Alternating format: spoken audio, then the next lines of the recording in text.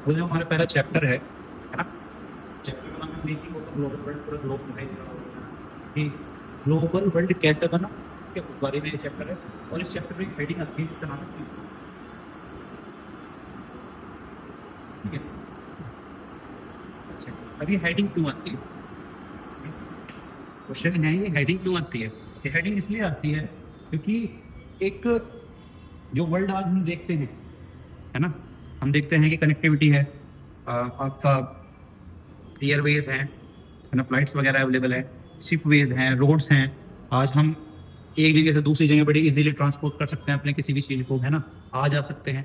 लेकिन ये आज की बात है, मॉडर्न वर्ल्ड की बात है। लेकिन अगर मॉडर्न वर्ल्ड से आप पहले जाओगे, प्री मॉडर्न वर्ल्ड में जाओगे, तो उस समय ना ही तो जेट प्लेन हुआ करते थे, ना ही किसी प्रकार की इस तरह की सुविधाएं उपलब्ध थी। तो उस समय किस तरह से लोग अपना ट्रेड करा करते हुए, किस तरह से ग्लोबलाइजेशन हुआ, किस तरह से दुनिया छोटी होने लगी। अब दुनिया छोटी होने का मतलब क्या है, दुनिया छोटी होने का मतलब ये है कि जब दुनिया के विभिन्न प्रांतों के लोग आसपास आके रहने लगे, ट्रेड करने लगे, है ना, व्यापार करने लगे, अपने कल्चर को शेयर करने लगे, तो हम उनसे कह सकते हैं कि दुनिया छोटी होने लगी थी। और जब दुनिया छोटी होने लगी तभी बना हमारा ग्लोबल वर्ल्ड। और इस ग्लोबल वर्ल्ड को बनाने में जो एक अहम भूमिका निभाई है वो निभाई है सिल्क रूट ने। अब सिल्क रूट के दो मतलब, सिल्क रूट का पहला मतलब ये है कि एक ऐसा रूट जिसके थ्रू सिल्क को ट्रांसपोर्ट किया जाता था, एक ऐसा रूट जिसके थ्रू सिल्क को ट्रांसपोर्ट किया जाता था। इस वजह से भी हम इस रूट को सिल्क रूट कह सकते हैं। कौन सा रूट है उसके बारे में भी हम बात करेंगे। दूसरा एक कारण आता है कि ये दुनिया को सिल्क की तरह बुनता था, निटिंग करता था, तो इसलिए भी हम इसे क्या कहते हैं, सिल्क रूट कहते हैं। ठीक है, अभी बुनता कैसे था, देखिए ये जो एरिया है, ये एरिया है आपको अफ्रीका का। अच्छा, ये एरिया यहां तक है आपका एशिया, और ये एरिया है यूरोप। ठीक है, एशिया, अफ्रीका और यूरोप को एक साथ जोड़ने वाला जो रूट था दुनिया में, वो सिल्क रूट था। अब सिल्क रूट भी दो तरह के थे। ठीक है, सिल्क रूट भी दो तरह के थे। जैसे एक को जाता था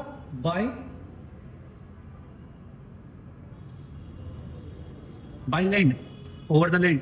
और दूसरे जो सिल्क रूट होते थे वे जाते थे बाय सी। जो ब्लू ब्लू से आप देख रहे होंगे, सी रूट है। और दोनों ही ये क्या है, दोनों ही ये हमारे सिल्क रूट। सिल्क रूट का एक बार ओवर पर आपको मतलब बता देता हूँ। सिल्क रूट का मतलब है कि एक ऐसा रूट जिससे हम ट्रांसपोर्ट करते हो सिल्क को, या जो पूरी दुनिया को नीट करने या कनेक्ट करने के लिए काम आता है, उसे हमने सिल्क रूट कहा। अच्छा, ये प्री मॉडर्न वर्ल्ड की बात है, जब ये सब चीजें हुआ करती थी, मतलब सिल्क रूट हुआ करता था, है ना। सिल्क रूट था तो उस समय की जो अर्थव्यवस्था रही होगी, इकोनॉमी रही होगी, उस तरह की रही होगी, है ना। और उस समय अगर हम देखें कि उस समय बिजनेस किस तरह से होता था, वहाँ पे एक सिस्टम चलता था जिसे बोलते हैं बार्टर सिस्टम। हिंदी में हम इसे वस्तु विनिमय के नाम से जानते हैं। मतलब एक वस्तु के बदले दूसरी वस्तु खरीदना या बेचना, है ना। मान लो मेरे पास गाय है और दूसरे के पास जो है गेहूं है, तो मैं गाय देके गेहूं ले सकता हूँ। गाय की जगह कुछ और भी हो सकता है।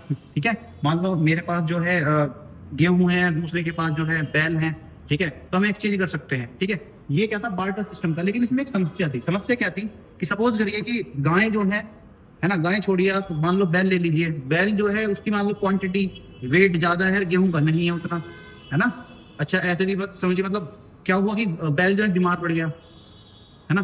बैल बीमार पड़ गया, मान लो आप यहाँ से यूरोप से लेके चले इंडिया तक आता था, वो बीमार पड़ गया या मर गया, तो वो तो चीज खराब हो जाएगी। तो फिर वो काम कैसे करती थी चीजें, तो होता क्या था कि मान लो यूरोप में कोई चीज है, ठीक है, तो जितने की वो चीज है उतने के बराबर यहाँ पे सोना रखा जाएगा। और इंडिया में आके,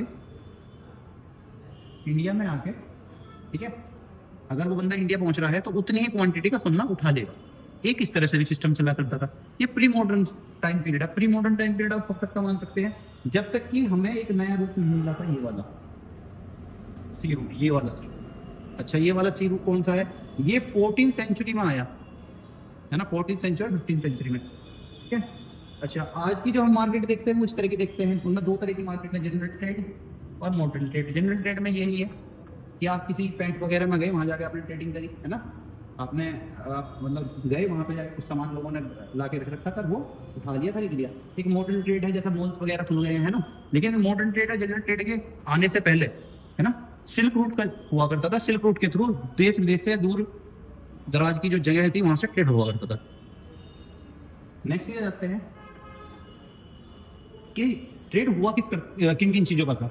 देखो, ये चाइनीज पोल्ट्री है, ठीक है, चाइना से ये पोल्ट्री जाया करती थी, इंडिया से मसाले जाया करते थे, स्पाइसेस, ठीक है, कॉटन जाया करता था और सिल्क जाया करता था। ये तीनों जो चीजें हैं ये जाया करती थी आपकी इंडिया से यूरोप में, और ये जाया करता था चाइना से। अब इसका इम्पैक्ट क्या पड़ा और ये क्यों जाया करता था? देखिए, दुनिया में जो सबसे फाइन क्वालिटी की कॉटन या सिल्क थी वो इंडिया में मिलती थी, साथ के साथ मसाले, स्पाइसेस, वो भी हमारे इंडिया में मिलते रहते।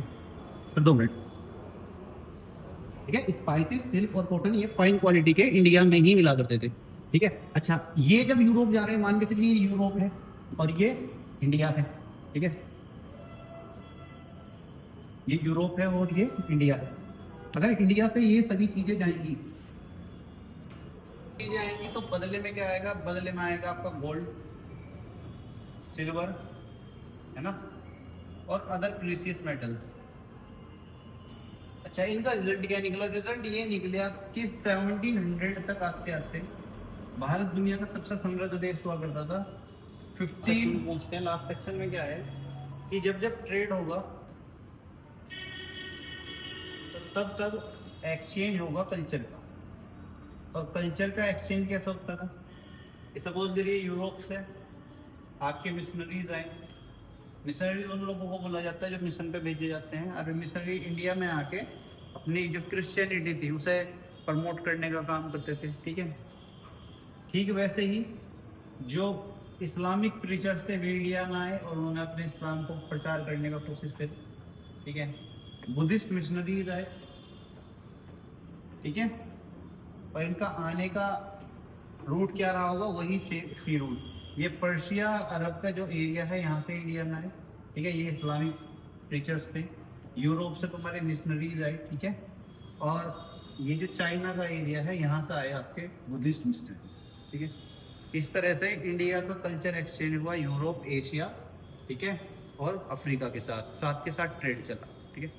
आज के लिए इतना ही रखते हैं, मिलते हैं नेक्स्ट वीडियो में। Thank you for listening, have a good day.